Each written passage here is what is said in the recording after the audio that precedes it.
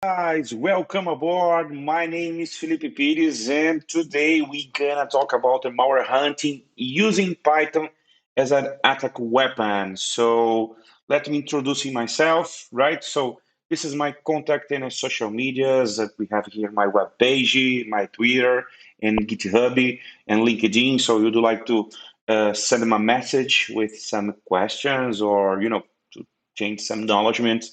I really appreciate, right? Let me introduce myself. I'm a principal security engineer at TalkDesk.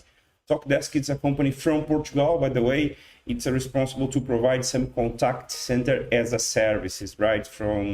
They have many customers around the world. And I'm a security research at Senha Segura. Senha Segura, it's a Brazilian company, but they have many customers around the world. They have many products, but the focus here is in a privileged access management, right? So in a PAN, they have a big solutions that you can implement in your a zero trust environment or culture that you can apply in this kind of concept. It's pretty cool. They appears in many different reports like a Gartner, Forrest, and a Coppinger Cole as well. So it's pretty cool, right? So I advocate this awesome project. Hacking is not a crime. The name is pretty clear, right? Because hacking is really not a crime. It's a mindset. It's a creative mind. It's how you can apply your knowledge when you talk about the security or technology. That's my point here. And yes, it's a pretty cool project. You can find many informations in my social medias about there, right? And I'm a part of the coordinated team on the DEFCON groups here in São Paulo. And by the way, I'm talking here from Brazil in São Paulo in my small office here in my balcony, by the way. It's a pandemic in this moment, so this is my small office. And I'm instructor of the HackerSec. It's a Brazilian company. They sell some courses about the penetration testing and many other different courses. And I'm instructor from the Malware Analysis course in Portuguese language, right? And I'm a instructor and writer and reviewer from these three magazines, Pentest Magazine, Hack90, and Forensic Magazine. And by the way, I record a course of the malware attack hunting based on CyberQ chain here in Pentest Magazine. You can find there this course. Let me talk about our summary or our agenda, right? So today we're going to talk about what is threat, brainstorming, what is threat hunting, about the Python code purpose, about this kind of tests that I made in my environment, right? So I will explain something about, I will show you the demo, and in the end of this presentation, I'm open to talk about some questions, right? So first of all, it's important to explain some concepts about what is threat. It's very important because I would like to put all those people on the same page, right?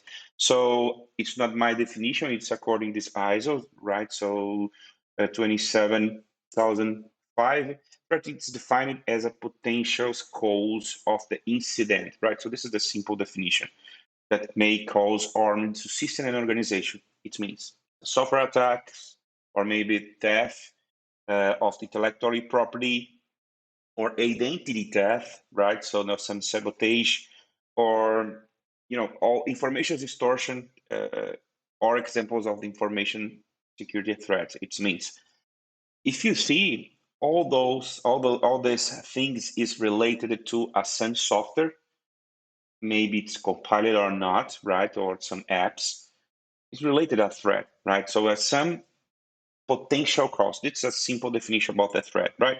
So all these results, or actually, as a result, most of these organizations chose active threat hunting practice. It means the organization need to see more deeply about this kind of threat. It's known or no, and to try improve the defenses mechanism, right? So I would like to bring you some brainstorm. It's important to build this kind of knowledge, right? So when you need to build some research team, we need to improve this. You need to create something related to working with the research of these threats.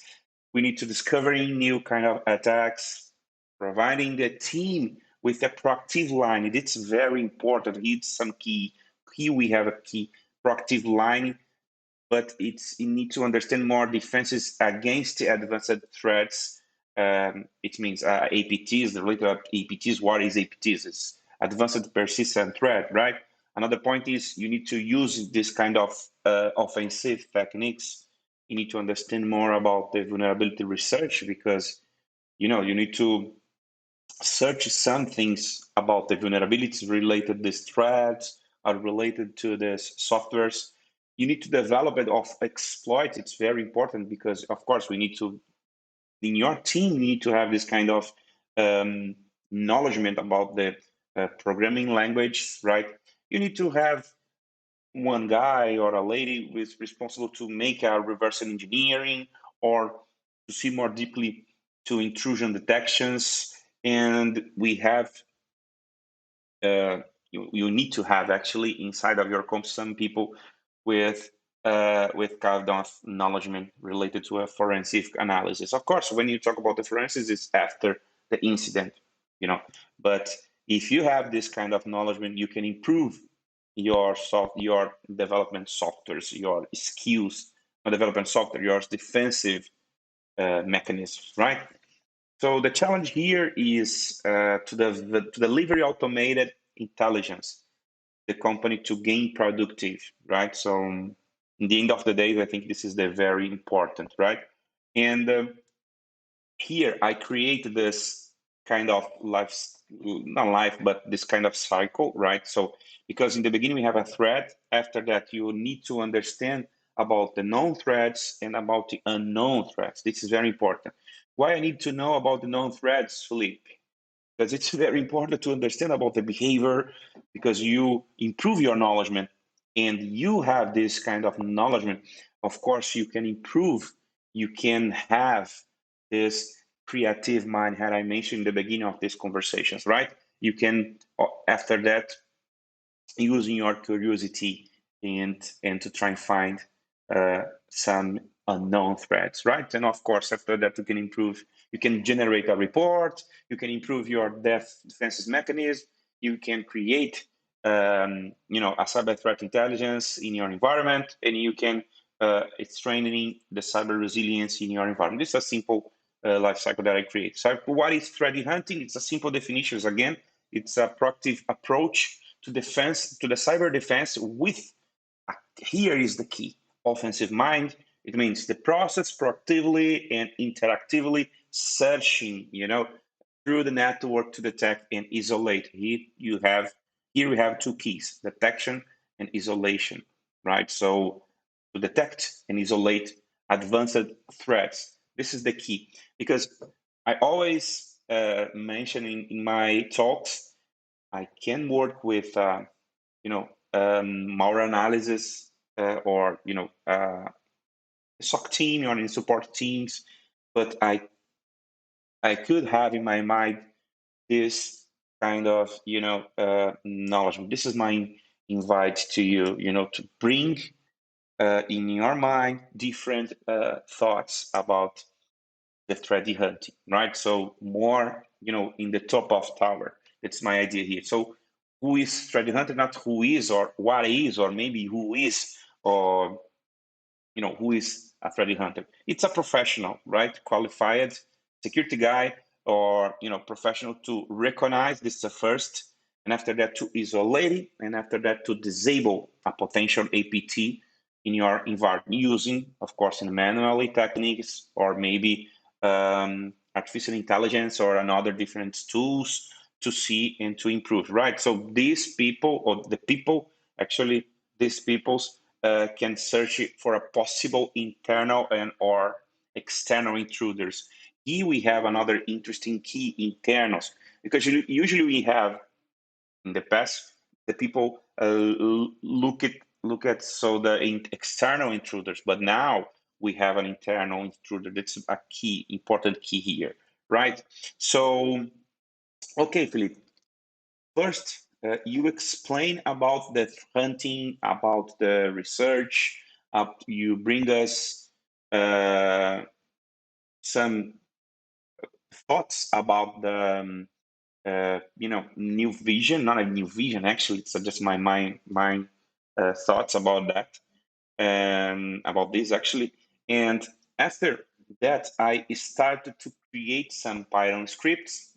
I have, of course, some guys to work with together with me to create together these tests. And the purpose of these tests is very simple. The idea is these tests, it was because I already executed, I performed it actually, to run Python script to perform a various efficient and detection tests in various endpoint solutions. That's my idea. Do you remember? Mindset, defensive mindset, not defensive mindset, actually.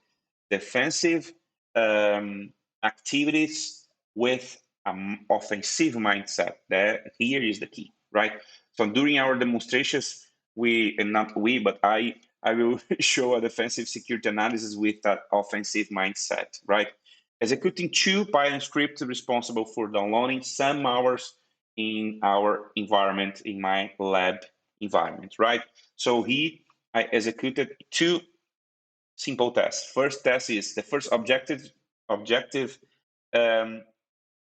will be to simulate a target attacks using a Python script to obtain a panoramic view of the resilience presented. It means the idea here is to execute some downloads in my controlled environment to detect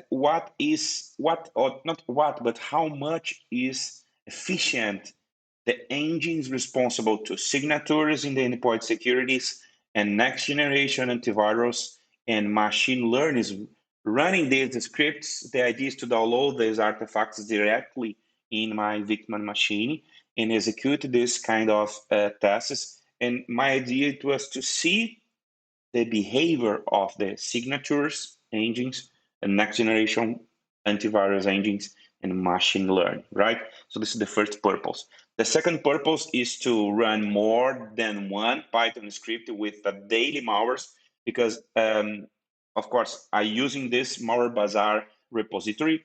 We have inside of this repository, it's a very interesting repository it's available to open requests by API, right? So if you try to execute this kind of test, you can download more than 2,000 real malwares in your environment per day. Sometimes you have, I don't know, 1,000 malwares, not updated, but I can upload my malware inside of this repository. So sometimes we have more than 1,000 malwares per day inside of this repository. So you'd like to test you'd like to prove your security endpoint. It's totally possible, right? So here, this is the first code, Python code, right? So the first of all, as you can see here in my code, I just import the library, right? The request and systems and some arguments and JSON and PyZyper, because the idea here is to download a malware. And of course, when you download some malwares from some repository, usually these malwares or this sample or this file comes to your environment in zipped, right? So you need to uncompress this file, right? So this is the first idea here. So I'll be using the SHA-2015-6 hash to download in my environment, as you can see here. So this is a simple program, the download malware sample from Malware Bazaar by abuse.xh or ch. This is the website, right? So here's some parameters that I can set, or like it's a similar flags in using a CLI, right? So first of all, I need to I need to write the hash, as you can see here. And after that, I can unzip this file and download my malware inside my environment, right? So it's very, very simple code too. Again, I can set the hash, I can set this flag, right? So the -s, and I need to write I need to fill the hash, and after that I need to set -u to unzip, to unzip the download file. Of course, I need to set the password to download in my environment. So, right. So here, this is the first step that I can show you in using the cyber reason solution. First of all, it's very important to explain to you and everyone. My idea here it's not to prove you what is the best secured endpoint solution, right? Not my idea here. The idea is to bring you this security testing with an offensive mind, right? This is the purpose of this presentation and this idea, right? Not what is the best solutions. Take a look. It's very important to explain and to be clear for everyone, right? So as you can see here, I set the Python, the binary to execute the Python script in my environment. And after that, I call the script that I show you. And I set -s because I need to set the hash responsible to download this information. And after that, I set this -u because the sample needs to be unzipped, right, in my environment. As you can see here, this is, let me return here. And yes, I need to use the request, of course, to request the access in my environment, right, in my in Malware Bazaar website, right? So just to be clear. And here, the first test using the Cybereason platform, right? So I download this hash, as you can see here, in the beginning of the hash. Of course, it's very bigger, but it's that END. As you can see here in Malware Bazaar, it's a WannaCry. It's very known malware.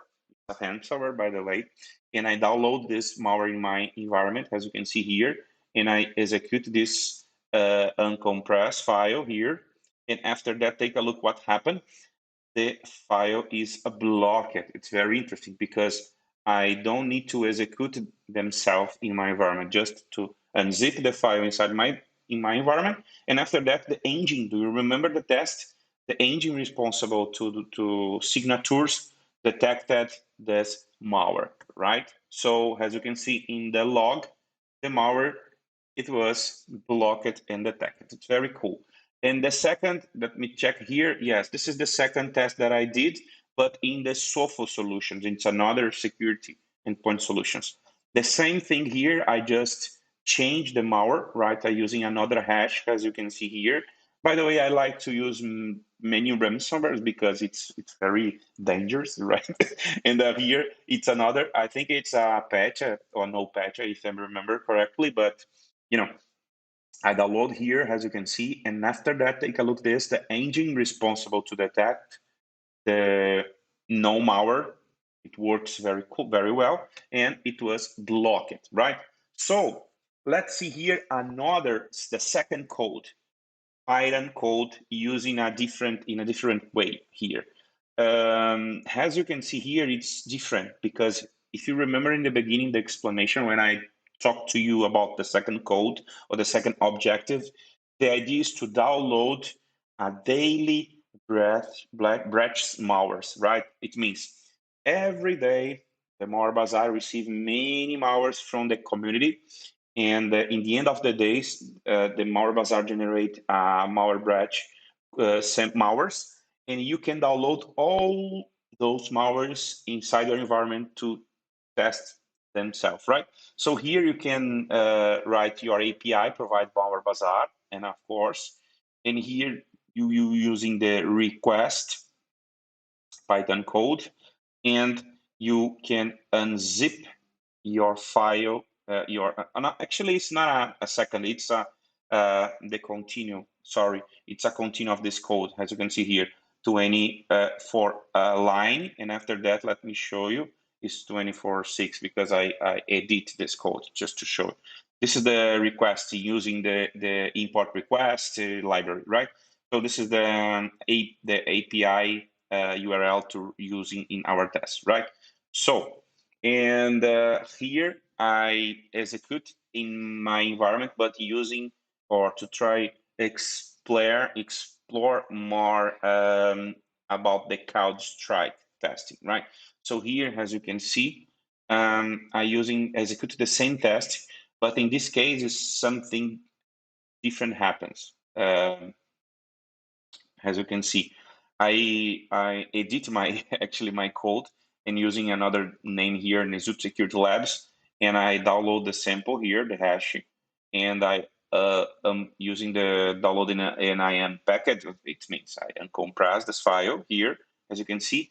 But CrowdStrike works a different way, because CrowdStrike just works with a real-time execution. It means I need to execute the malware inside my environment, and after that, they will execute their engines in your environment. They don't have any in that, maybe on in that time they didn't have the signatures engines, right? So maybe now when I'm talking in this presentation, maybe they are improved this, but when I did this test, and as you can see here in October 2020, they didn't, right?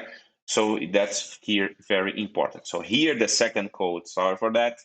So here, as you can see here, from date time, import date and time delta, right? This is the just import some functions from this library, right? And here I import another libraries from this another things. And let's see here, I using the same Zup Security Labs, the print, that's to be cool, and using the password to unzip the file, right? And here the key, right? So I can set the data to download. It means I can set the specifically date. You can set here the specifically day that I would like to download in my environment. For example, if I would like to try download another day that already passed, for example, for my day, not at the main day, I can write here. You write the correctly start time, as you can see here, right?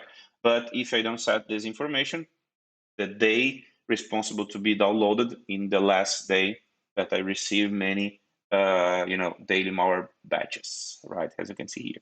So again, I can using data here. By the way, it's in the not the Python script. It's in Python 3 actually, but we have another different strings that I used here, and I will download using the API. As you can see here, take a look. This here is the day, specifically day, right? And I set the name of the malware batches, and I will request using the malware bazaar dash download, as you can see here, and here is the date file, right? So as you compare, if you compare this, both of them is different, because here I request the API, right, dash v1, but I set the hash. Do you remember? Let me return here.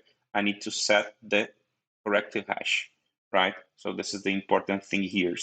So checksum the hash, right? So I need to fill the hash. And here in the second, I using in different ways. I need to set the day, or if I don't set the day, it's a full day, right? So here I will download the zip in my environment. I will complete download it, and I will uncompress. And as you can see here, daily malware batch unpackaged. It means all those malwares, it will be what will be in my environment, right? So here it's very important thing to explain.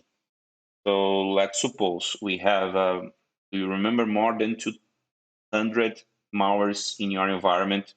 It's like outbreak attack, right? So you can imagine if you receive some like a similar DOS from the malwares, it's, just let's suppose again. Okay, so I execute this in this cyber reason environment, as you can see here.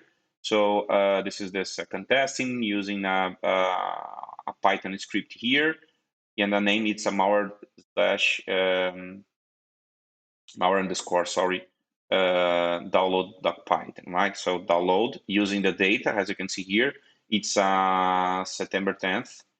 Download using this. As you can see here, the folder is different, right? It's not API verse 1, right, of v1. It's different. It's MB, the API, abuse.h, oops, sorry, and dash downloads, and here is the data. And after that, the download is completed, and saving that data sets completely, and data sets, because we have many all the malwares. Here's unpacked, as you can see here in this folder. And take a look at this, what is the behavior. And of course, because if you receive some multi-break attack, of course you have a high CPU, high memory in your environment, because you have many samples here, new informations in your hard drive, and of course the engine needs to work. So I have good results here, not so good, but just a good, because the cyber reason work with engine, but it's in my test cyber reason it was the best, right? And after that, as you can see here, I execute the same test in Bazaar underscore daily. And as you can see here, it's another day, because here is 28th September. It's different this day, as you can see, 18 days after. And take a look at this. The performance of the CPU, it was different, because we have many engines. As you can see here, for my opinion, it's a Filipi's opinion. It's more difficult because we have many engines works, as you can see here in this print, and the results is not so good in that time, right? And of course, all those tests, guys, I reported to all those vendors, and CrowdStrike and the Sophos and Cybereason. I have very good talks with the Cybereason. I talk with a CSO from Cybereason, and the team from Cybereason is very, very cool. I have some talks with a Sophos and CrowdStrike, not so good, but anyway, it's a simple test, and my idea is to try and improve the security sensors, right? So here, some spoiler alert, and I will finish my presentations, because here I'm using another Python code. It's a 30 Python code, as you can see here. I import the OS socket and sub-process and threading. So maybe if you are an offensive guy, you can suppose what this means in this case. So as you can see here, I set the socket using an AF init. It means my idea here is to try gain the access in my victim machine, as you can see here.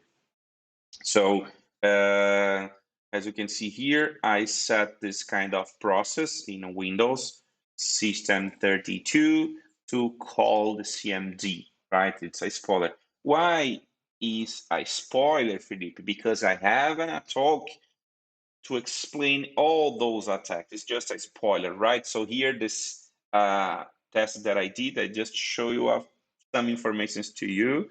This test was realized in a CrowdStrike, as you can see here. So I will pass the idea here. This is the IP from this machine.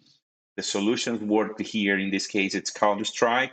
As you can see, the system information, system information about this solution. And let me pass more here. You can see all those informations that you have here. You have some PowerShell scripts and Python, shell.python here. As you can see, this is the file that I will using in my next presentation. This is just a spoiler alert, right? So I set the configurations here. I will pass more. All those configurations about the best practice, it was enable and aggressive mode, by the way. So should be detect my simple Python shell reverse code, right? And let me show you here, as you can see, all those process, and it was enabled in my victim machine. And after that, take a look where I did in my demonstrations here, and I just open my, using a netcat here, using a port 77, right? And this is my attacking machine, and I will execute a simple attack here. I will call this Python shell, and what happened in my victim machine here? Maybe nothing happened here because we didn't see any blocked, but bam, we have a shell in my victim machine. As you can see here, this is a good spoiler alert because we have another talk to explain more details about that. Take a look at this. We have the control of our victim machine. And let's see here, I will went to the desktop, and after that I created this simple file, right? So echo, you lose very creative, as you can see here, right? So because the victim machine lose. Okay, so type the file that I'm create here, because I'm manipulating, because I have a shell here. I have a shell. I have a control of my victim machine here. It's here because before didn't have here. And as you can see here, the file it's here. And after that, finish my presentation because it's just only a few spoiler, right? So guys, and again, thank you so much for being here with me during this conversation. It's always a pleasure to be here with you. And if you have any question, please let me know and let's talk and keeping hacking. And if you have, contact